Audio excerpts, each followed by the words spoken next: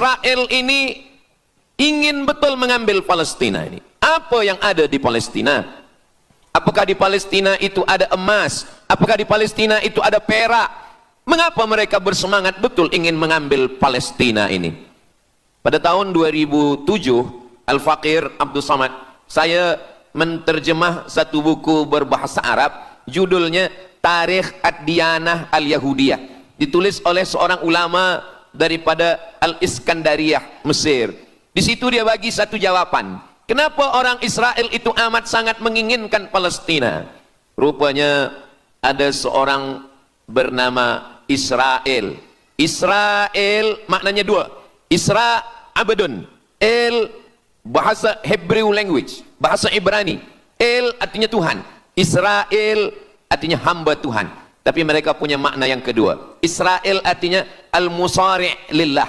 Al-musari' lillah, orang yang bergulat, orang yang mengalahkan Tuhan. Rupanya Tuhan pernah kalah. Dan ketika Tuhan kalah, lalu Tuhan memberikan hadiah satu petak tanah. Dan tanah itu adalah tanah Palestina menurut mereka. Jadi mereka meyakini bahwa ketika Tuhan dikalahkan oleh Israel, maka hadiahnya adalah bumi Palestina. Itulah kenapa mereka amat sangat ingin mengambil tanah itu. Tapi kita pula, Palestina bagi kita adalah hijrahnya Nabi Muhammad sallallahu alaihi wasallam yang dituliskan dalam Al-Qur'an. A'udzubillahi minasyaitonir rajim. Subhanalladzi asra bi'abdihi lailan minal masjidil haram ilal masjidil aqsa alladzi barakna haulah. Dulu semasa belajar di Al-Azhar ada satu subjek namanya Al-Milal wan Nihal. Al-Milal maknanya aliran-aliran keagamaan, wan Nihal agama-agama. Maka salah satu aliran itu disebut dengan Zion. Zion adalah nama satu bukit yang ada di Palestina. Lalu mereka mengambil nama ini sebagai satu gerakan dunia. Dalam bahasa Arabnya disebut dengan As-Sahyuniyah atau Zionis. Mereka ingin mengembalikan Yahudi ke Palestina. Apa yang membuat mereka ingin? Rupa-rupanya mereka meyakini bahwa mereka menunggu-nunggu seorang lelaki. Lelaki itu bernama Mesyah. Dalam bahasa mereka sebut dengan Mesyah. Dalam bahasa Arabnya adalah Al-Masih. Al-Masih diambil dari kata masaha. Masaha artinya disapu. Kita dalam wudhu ada menyapu. Idza qumtum ila shalah, kalau kamu ingin sembahyang, faghsilu wujuhakum, muka dibasuh. Wa aydiyakum ilal marafiq, tangan pun dibasuh hingga ke siku. Tapi kepala dengan telinga tidak dibasuh. Kepala dengan telinga disapu. Wamsahu biru'usikum, disapu. Jadi kenapa dia dikatakan Al-Masih? Kerana dua. Pertama, waktu lahirnya badannya disapu dengan minyak. Yang kedua, setelah dia besar, bila dia tengok orang lumpuh, dia sapu. Orang yang lumpuh boleh tegak berdiri. Bila nampak orang buta, dia sapu. Orang buta boleh menengok. Bila nampak orang mati, dia sapu. Dan orang mati pun boleh tegak berdiri. Dia tunjuk tanah, ya ard umbuti, wahai tanah tumbuh tanaman. Dia tunjuk langit, ya sama imtiri, turunkan hujan. Dia tunjuk orang mati, ya mayyit qum, orang mati tegak berdiri. Maka dia disebut dengan Al-Masih. Tapi Al-Masih ini ada yang original. Itulah dia Al-Masih Isa anak Maryam alaihissalam. Tapi ada Al-Masih satu lagi, macam Isa. Orang Arab bila ada mangkuk, mereka sebut dengan wi'a. Kalau mangkuk ini emas, mereka katakan al-wi'a al-zahabi, mangkuk emas. Tapi kalau mangkuk ini dari perak, tapi dibalur dengan emas, mereka akan mengatakan al-wi'a al-mudajjal. Dia bukan emas, tapi dia nampak macam emas, maka dia namanya mudajjal. Begitu juga dengan Al-Masih ini. Al-Masih yang betul-betul Al-Masih, dia adalah Al-Masih Isa anak Maryam. Tapi ada yang macam Al-Masih, bentuknya macam Al-Masih, macam mukjizat Al-Masih, tapi dia bukan Al-Masih. Itulah dia Al-Masih Ad-Dajjal. Sebenarnya mereka sedang menunggu Al-Masih Ad-Dajjal. Kita pula sebelum salam, kita minta perlindungan kepada Allah dari Al-Masih Ad-Dajjal. Allahumma inni a'udzubika min adzabi jahannam wa min adzabil qabri wa min fitnatil mahya wal mamat wa min syarri fitnatil masihid dajjal. Kita minta tolong pada Allah supaya jauh daripada Dajjal. Mereka menunggu-nunggu Dajjal. Kenapa mereka ingin menunggu Dajjal? Sebab menurut mereka, bila Al-Masih Dajjal ini datang, maka nanti kambing akan berdamai dengan serigala. Semua akan hidup tenang. dan mereka akan menjadi penguasa dunia selain daripada Yahudi Israel adalah ghaim. Ghaim adalah keledai tunggangan. Jadi sebenarnya sesiapa saja pun yang bukan Yahudi, dia hanya akan menjadi keledai. Dan mereka ini adalah agama yang juga sebagai suku bangsa, yang juga sebagai sebuah negeri. Kita Islam, agama kita, tapi bangsa kita Melayu. Dan kita tinggal duduk, ada Melayu di Sumatera, ada Melayu di Semenanjung, ada Melayu di Kalimantan, Borneo. Melayu tersebar di beberapa negara. Tapi Yahudi tiga. Yahudi sebagai agama, Yahudi sebagai bangsa, Yahudi sebagai negeri. Mereka ingin mewujudkan ketiga-tiga ini menjadi satu. Kami bangsa Yahudi, kami agama Yahudi, dan kami punya negeri Yahudi. Itulah keinginan mereka.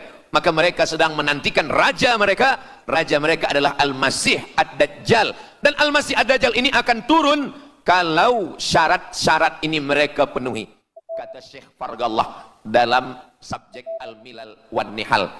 Maka yang pertama diminta oleh Al-Masih Ad-Dajjal ini adalah semua Yahudi kembali kepada bumi Israel.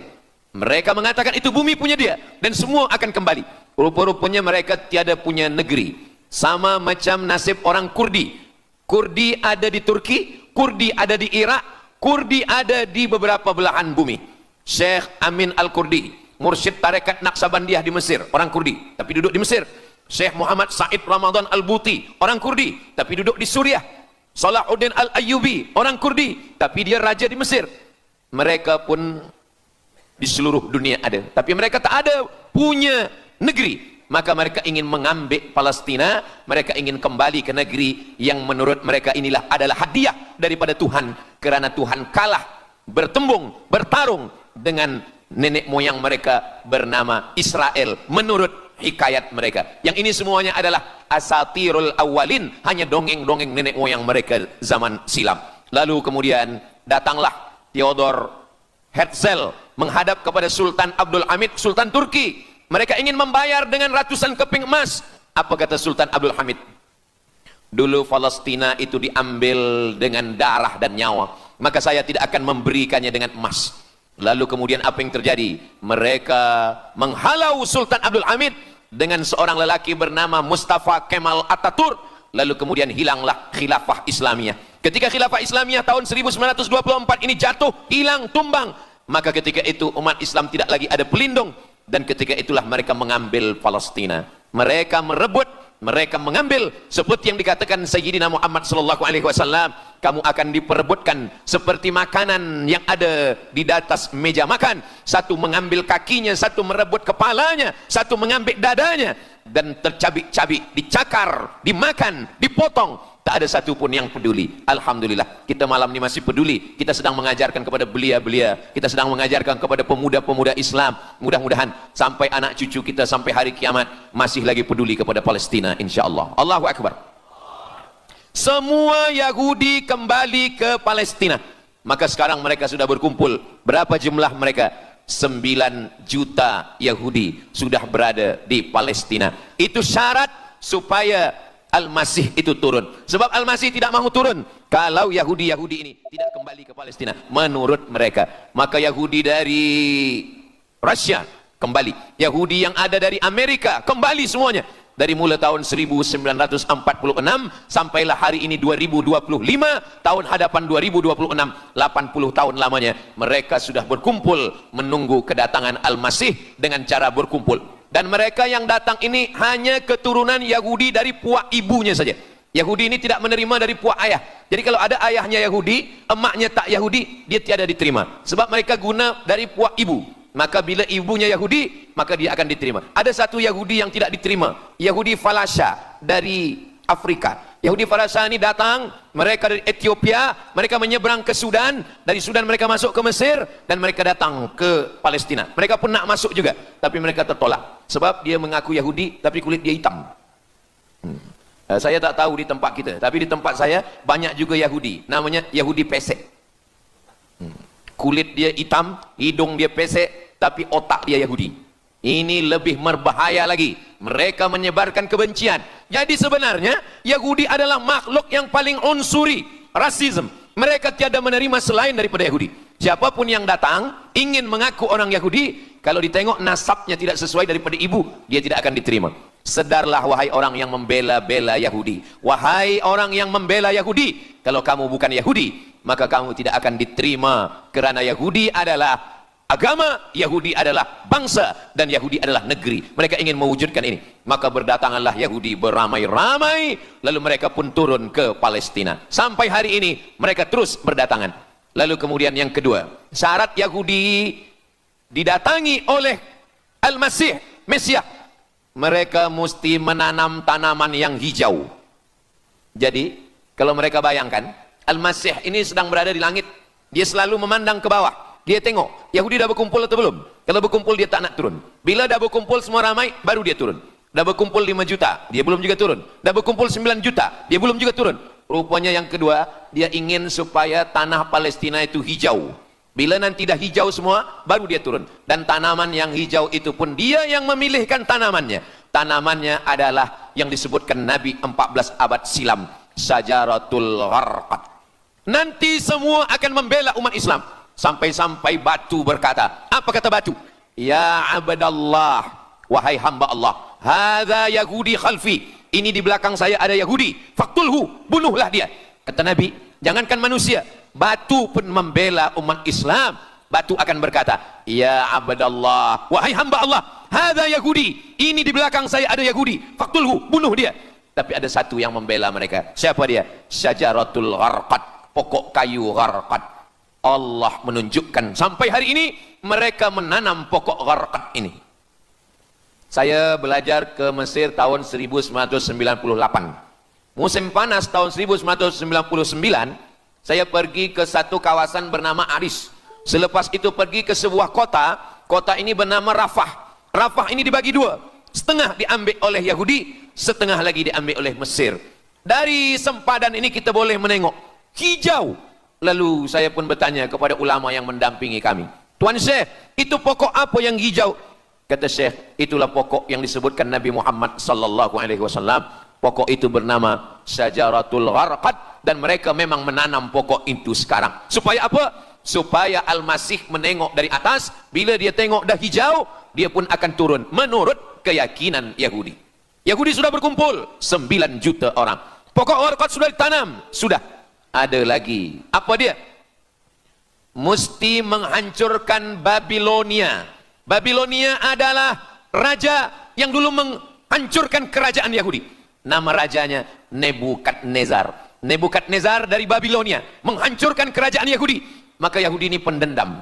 Orang yang paling dendam di atas dunia ini adalah Yahudi. Nebukadnezar sudah lama musnah, tapi dendam mereka kepada Irak sampai hari ini. Babilonia itu adalah Irak. Maka siapapun yang menjadi penguasa, pasti mereka akan perintahkan untuk menghantam Irak. Dari mula George Bush sampailah sekarang, Irak selalu dihantam. Dituduh bahwa Irak ada punya senjata membunuh manusia. Mereka katakan bahawa Saddam Hussein ini ada memiliki senjata yang boleh menghancurkan peradaban manusia. Akhirnya mereka membunuh Saddam Hussein. Apa yang terjadi? Sampai hari ini Saddam Hussein tiada memiliki apapun untuk menghancurkan umat manusia. Jadi sebenarnya adalah ini agenda daripada Yahudi. Mereka ingin menghancurkan Babilonia, dan Babilonia itu adalah Irak pada zaman modern sekarang ini. Setiap penguasa-penguasa pasti menghancurkan Irak, sebab mereka amat sangat benci dan dendam kesumat kepada Irak. Ada buku judulnya Anak-anak udah libur sekolah.